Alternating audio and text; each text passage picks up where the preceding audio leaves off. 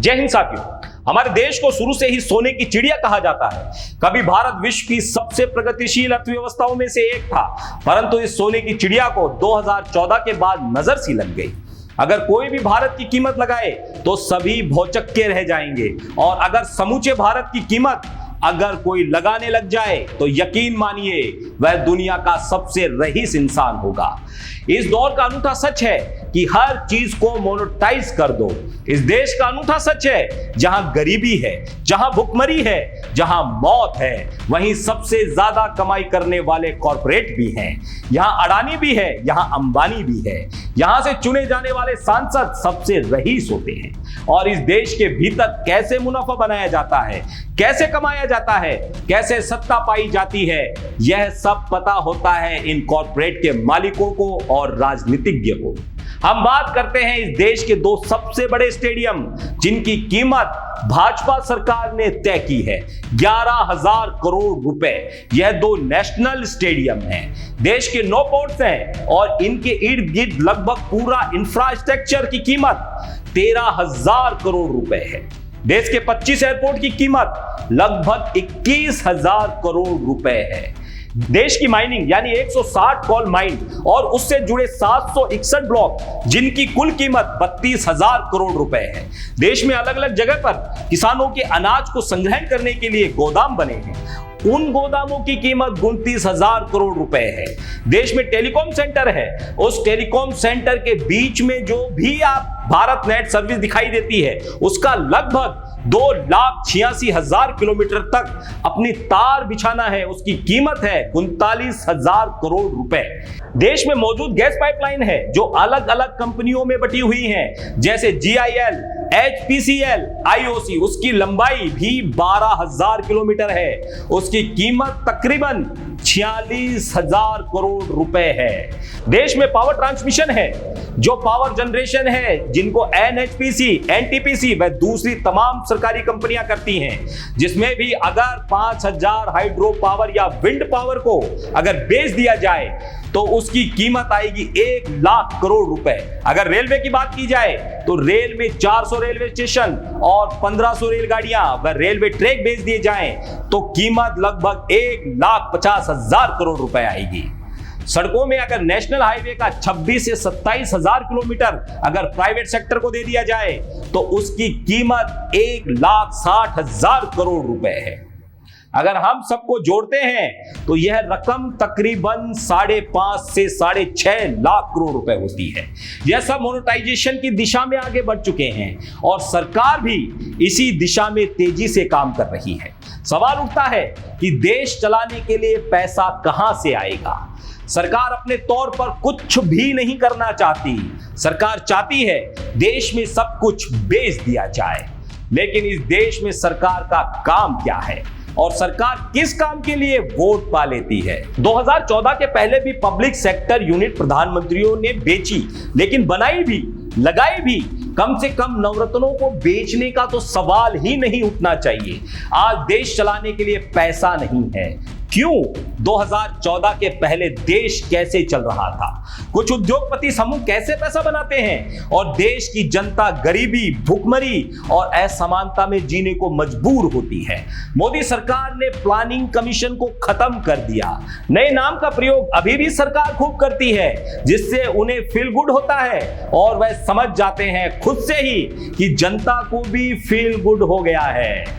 वर्तमान में तो प्लानिंग कमीशन है नहीं, अब तो नीति आयोग है। और नीति आयोग या मोदी सरकार ने भारत के 115 जिलों को चुना है और उनका नाम कर दिया है एक्सपेंशियल डिस्ट्रिक्ट, यानी अब यह गरीब जिले नहीं बचे।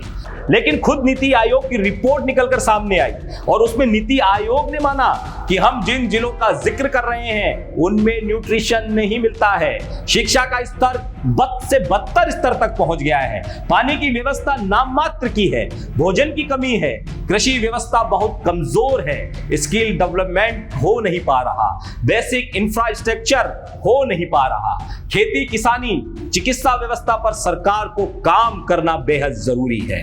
इस रिपोर्ट में एक बात और निकलकर सामने आई कि यहां पर स्कूल, आंगनबाड़ी, राशन की दुकान, मनरेगा चला दीजिए, mid day meal national health mission चला दीजिए और पीने का साफ पानी दे दीजिए। लेकिन यह भी अब तो असंभव सा नजर आने लगा है, क्योंकि बीते 4-5 साल में तो जो जिले एक्सपेंशन जिले हैं, जो कभी गरीब जिले हुआ करते थे और यहां के निवासी और यहां से चुने जाने वाले सांसद जो आजादी के बाद 75 जिले गरीब थे और अब 115 जिले एक्सपेंशन लिए हुए हैं, उनमें से चुने हुए सांसद सभी करोड़पति हैं और 21वीं सदी में यहां से चुने जाने वाले विधायक और सांसद अरबपति होने लग गए हैं। लेकिन इन जिलों की जनता और ज्यादा मुश्किलों का सामना कर रही है। 2014 के बाद इन जिलों में जनता के जीवन स्तर में बेहद गिरावट आई है। जो पहले था वह अब नहीं बचा, परंतु इन जिलों में तमाम कॉरपोरेट जगत की इंडस्ट्रियां चलती हैं। यहाँ अंबानी और अडानी का व्यापारिक साम्राज्य है और इन इंडस्ट्रीज से वह बड़ा बड़ा मुनाफा कमाते हैं। फिर भी यहाँ की जनता गरीबी, भुखमरी, मौत सब में पिसती जा रही है। यह सब इन एक्सपेंशन डिस्ट्रिक्ट का एक अनूठा सच है, जो कभी गरीब जिले हुआ करते थे। आंध्र प्रदेश के 3 जिले, अरुणाचल प्रदेश का 1 जिला, असम के 7 जिले, छत्तीसगढ़ के 10 जिले, बिहार के 13 जिले, गुजरात के 2 जिले, नर्मदा और दावोर, हरियाणा का 1 मेवात, हिमाचल प्रदेश का 1 जिला, जम्मू और कश्मीर के 2, कुपवाड़ा और बारामूला, कर्नाटक के 2 जिले, उड़ीसा के 10 जिले, झारखंड के सबसे ज्यादा जिले जिसमें गोडा में अडानी पावर ने ऊर्जा प्रोजेक्ट लगा रखा है, वहां से ऊर्जा पैदा करके बांग्लादेश को बेचेंगे। मध्य प्रदेश के 8 जिले जिसमें से लगभग हर जिले में सीमेंट की फैक्ट्री और माइनिंग मिल जाएगी। सिंगरौली जो पावर सेक्टर के लिए मशहूर है, लेकिन वहां के लोग अभी भी गरीबी में जी रहे हैं। इसी प्रकार महाराष्ट्र का गढ़चिरौली जो आंध्र प्रदेश से सटा हुआ इलाका है और बड़ी तादाद में कॉर्पोरेट सेक्टर है, लेकिन यह भी एक्सपेंशन जिले में आता है। इसके अलावा इसके बाद दनबुदुरबार, वासिम, उस्मानाबाद बेहद गरीब इलाके हैं, लेकिन यहां से सत्ता की रईसी और मुनाफा खूब बना रहता है। पंजाब के 2 जिले जिसमें मोगा, जिसमें अडानी ने अपना वेयर हाउस खोलना शुरू कर दिया। मोदी जी ने किसानों के कानून जो लेकर आए, इन्हीं वेयर हाउस के लिए लाए, लेकिन किसानों ने मोदी जी को मजबूर कर दिया इन काले कानूनों को वापस लेने के लिए। एक तरफ सरकारी गोदाम जिसकी कीमत 29,000 करोड़ रुपए है, उसे बेचा जा रहा है और अडानी नया गोदाम बना रहे हैं। आप समझ सकते हैं क्यों। लेकिन यहां के लोगों का जीवन बेहद दर्दनाक है, गरीबी में जीने को मजबूर हैं। उसी तरह फिरोजपुर भी है। राजस्थान के भी 5 जिले हैं। उत्तर प्रदेश के सोनभद्र, चित्रकूट, बहराइच, श्रावस्ती, बलरामपुर, चंदौली सभी जिले एक्सपेंशन डिस्ट्रिक्ट में आते हैं। इस मोनेटाइजेशन से नीति आयोग के द्वारा चुने हुए 115 जिलों में से लगातार जो कॉर्पोरेट सेक्टर दोहन कर रहा है, लेकिन यह पूरे इलाके सिर्फ बेसिक चीजों के लिए तरस रहे हैं। यह सब दुनिया के किसी देश में देखने को और सुनने को नहीं मिलेगा, जहां इतना सब कुछ होने के बावजूद भी वहां के लोग सिर्फ न्यूनतम की लड़ाई लड़ रहे हैं। 2014 के पहले जहां 75 जिले कम आय वाले थे, अब 115 जिले हो गए हैं। सरकार द्वारा निर्धारित 115 जिलों में से 50-50 जिले निर्धारित किए गए हैं जहां सबसे ज्यादा गरीबी है। उसमें उड़ीसा के 10 जिले हैं, जिसमें नंबर 1 पर आता है मलकानगिरी, फिर नवरंगपुर, रायगढ़, कोरापुट, नुपाड़ा। इसके बाद झारखंड के 9 जिले, बिहार के 7 जिले आते हैं, छत्तीसगढ़ के 9 जिले, मध्य प्रदेश के 7 जिले, पश्चिम बंगाल के 4 जिले और उत्तर प्रदेश के 2 जिले आते हैं। यह जिले देश के सबसे गरीब जिलों में आते हैं। आज देश में सबसे ज्यादा भुखमरी वाले राज्यों के जिले इस तरह हैं: अरुणाचल प्रदेश के 7 जिले, उड़ीसा के 8 जिले, झारखंड के 7 जिले, उत्तर प्रदेश के 2 जिले और पश्चिम बंगाल के 8 जिले ऐसे हैं जहां पर लोग पेट भर भोजन के लिए भी तरस रहे हैं। पेट भर भोजन पाना भी मुश्किल है। यह हम नहीं कह रहे, यह सरकार के आंकड़े बता रहे हैं। बात करते हैं साक्षरता की, तो बिहार के किशनगंज पहले नंबर पर आता है। उसके बाद छत्तीसगढ़ का देवतवाड़ा, झारखंड का पाकुड़, उत्तर प्रदेश का श्रावस्ती, उड़ीसा का मलकानगिरी, इन राज्यों के ये जिले ऐसे हैं जहां शिक्षा के स्तर की हालत बद से बदतर है। यह सब आंकड़े सरकार के द्वारा जारी किए हुए हैं और इन जिलों की स्थिति देखें तो यह सब गरीबी भुखमरी से त्रस्त हैं। लेकिन इन जिलों से अगर भारत की प्राइवेट सेक्टर के उद्योगों को जोड़ने लगे तो यह चौंकाने वाले आंकड़े भी आपके सामने आएंगे। जहां आम आदमी मूलभूत आवश्यकताओं से वंचित है, जिलों में भारत के 237 लोकसभा की सीटें इसी दायरे में आती हैं। 200 सीटें लगभग 7 से 8 राज्यों में से आती हैं। उत्तर प्रदेश, बिहार, उड़ीसा, झारखंड, पश्चिम बंगाल, छत्तीसगढ़, मध्य प्रदेश, यहां कॉर्पोरेट सेक्टर ने काफी मुनाफा कमाया है और कमा भी रहा है।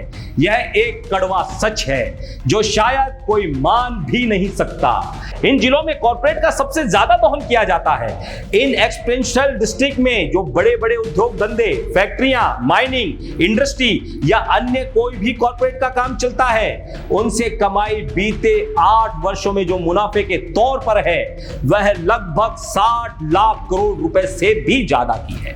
यह कॉर्पोरेट जगत सिर्फ इन्हीं जगहों को दोहन करते हैं। यह कमाई यहां की ही है। कॉर्पोरेट सेक्टर इन क्षेत्रों से अनाप शनाप मुनाफा कमाता है, परंतु यहां के लोग प्राथमिक सुविधाओं से भी वंचित हैं। वहां के लोग चाहते हैं कि उनके बच्चों को अच्छी स्कूल मिल जाए, स्कूल में पीने के लिए साफ पानी मिल जाए, स्कूल में टॉयलेट की व्यवस्था हो जाए, स्कूल में लाइट की व्यवस्था हो जाए। और सरकार की रिपोर्ट कहती है कि हम यहां पर स्कूल के बच्चों को समय पर किताबें भी नहीं पहुंचा पाते हैं। सरकार पिछले 8 वर्षों से कहती आ रही है कि 115 एक्सपेंशन डिस्ट्रिक्ट में ऐसी व्यवस्था करनी है जहां बच्चे जन्म के साथ ही ना मर जाएं, बीमारी ना फैले, बीमारी हो तो बीमारी का कम से कम प्राथमिक उपचार की सुविधा तो उपलब्ध हो, गांव के 5 किलोमीटर के दायरे में कम से कम एक प्राथमिक अस्पताल तो हो। ऐसी व्यवस्थाओं से आज भी वहां के लोग जूझ रहे हैं और उन्हीं के क्षेत्र से आए उद्योगपति मालामाल होकर दुनिया की चकाचौंध में खोए हुए रहते हैं। दिल्ली में सत्ता की चकाचौंध तो कुछ अलग ही है। देश के प्रधानमंत्री चाहते हैं सेंट्रल विस्टा भी बन जाए और आने वाले वक्त में अंग्रेजों के जमाने के संसद भवन को म्यूजियम बना दिया जाए। हर तरफ से पैसा ही पैसा। कौन सी लड़ाई यह लड़ रहे हैं। वहीं दूसरी ओर सरकार का टारगेट है कि हर अस्पताल में एक डॉक्टर होना चाहिए। बेसिन इंफ्रास्ट्रक्चर में आए तो सरकार का टारगेट है कि हर सर पर एक छत जरूर होनी चाहिए, पीने का पानी होना चाहिए, सड़क जरूर होनी चाहिए गांव के अंदर और शौचालय भी होना चाहिए। अभी भी इनकी लड़ाई जारी है। स्किल डेवलपमेंट की बात करें तो सरकार मान रही है कि शिक्षा नहीं दे पा रहे हैं, परंतु वहां का युवा भटके नहीं, इसके लिए उनको कोई हुनर जरूर दे दिया जाए। इसके लिए स्किल डेवलपमेंट की सोच रहे हैं। यह वही है जिन जगहों पर कॉर्पोरेट जगत 60 लाख करोड़ से ज्यादा मुनाफा कमा रहा है और वहां के लोग न्यूनतम की ही लड़ाई अभी भी लड़ रहे हैं। 2014 के बाद से मोदी सरकार ने ऐसा इंफ्रास्ट्रक्चर तैयार किया जिसका सबसे बेहतरीन नमूना 2020-21 में संयोग से नजर आया, लॉकडाउन और महामारी के दौरान। आप कल्पना कर सकते हैं कि इस देश में लगभग 77% बच्चे ऑनलाइन पढ़ाई नहीं कर पाए क्योंकि उनके पास ऑनलाइन पढ़ाई करने का इंफ्रास्ट्रक्चर ही नहीं था। यानी सिर्फ और सिर्फ 23% बच्चे ही ऑनलाइन पढ़ाई करने की स्थिति में थे। यानी बीते 2 साल में देश में 77% बच्चों ने पढ़ाई ही नहीं की और सरकार ने स्कूलों पर ताला लगा रखा है। सिर्फ अड़े रहे कि ऑनलाइन ही पढ़ाई कराई जाए। ऑनलाइन की स्थिति 23% पर ही पड़ी रही। हर वर्ष पहली कक्षा में लगभग 2 करोड़ 40 लाख एडमिशन लेते थे, लेकिन 2020 में 2 करोड़ 44 लाख बच्चों ने कहां एडमिशन लिया, किसी को कुछ नहीं पता। सरकार ने एजुकेशन का बजट भी कम किया, लगभग 5000 करोड़ रुपए।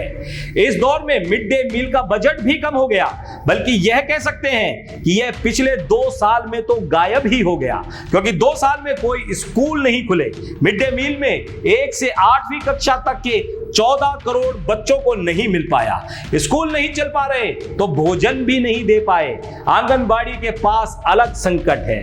उनके अपने पैसे में रुकावट आ गई, उनकी अपनी जिंदगी कैसे चले यह भी स्थिति आ गई है। इन सब के बीच जब हमने आकलन निकालना शुरू किया कि सरकार ने 2015 के बाद बजट कम कर दिया, सरकार के पास बच्चों की अगर सूची है तो कहां कैसे जा रहे हैं, तो जानकारी निकलकर सामने आई कि जो न्यूट्रिशन का मामला था, इस देश में लगभग 37 करोड़ 50 लाख बच्चे हेल्थ की दृष्टि से कुपोषित की श्रेणी में आते हैं, क्योंकि उनका ग्रोथ और weight centre for science environment की रिपोर्ट के मुताबिक उम्र के लिहाज से कम है, इसलिए वह कुपोषित हैं।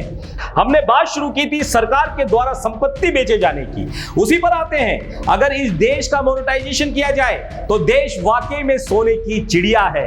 इस देश में इतना पैसा है कि अगर एक एक करके सब कुछ बेचना शुरू करेंगे तो पैसा आता ही रहेगा, लेकिन इस देश के ह्यूमन इंडेक्स और मानव संसाधन की कोई कीमत नहीं है। यानी एक ऐसी परिस्थिति में भारत को लाकर खड़ा कर दिया है जहां 5 ट्रिलियन का सपना तो ठीक है, लेकिन पर कैपिटा इनकम की मानचित्र पर भारत 162वें नंबर पर आता है, जो IMF की रिपोर्ट बताती है। देश के टॉप मोस्ट 5 कॉर्पोरेट हाउस है। इन 5 कॉर्पोरेट हाउस ने अपनी मेहनत से कमाया नहीं है, जिससे इनका नेटवर्थ बढ़ा। इन कॉर्पोरेट का नेटवर्थ इस देश के कोड़ियों के दामों में सत्ता ने जो ट्रांसफर किया, जो पावर इनको दिया डिसइन्वेस्टमेंट के नाम पर और प्राइवेटाइजेशन के नाम पर, वही पैसा इनके पास पहुंच गया। यानी यह देश कंगाल हो गया और कॉर्पोरेट रईस होता गया। जिस समय भारत की GDP माइनस में चल रही थी, उस समय भारत के कॉर्पोरेट का नेटवर्क दुनिया के बड़े बड़े देशों के साथ पहले और दूसरे नंबर के कॉर्पोरेट के साथ प्रतिस्पर्धा या उनके बराबर की स्थिति में आ गया। अब आप कल्पना कीजिए कि किस चीज का मोनेटाइजेशन किया जाए और किस बात का मोनेटाइजेशन किया जाए, क्योंकि दुनिया में भारत के जो NRI हैं उनकी संख्या भी तकरीबन 1 करोड़ 50 लाख है, तथा जो कभी भारत के नागरिक थे और दूसरे देशों में बस गए हमेशा के लिए, उनकी संख्या भी लगभग 1.25 करोड़ है।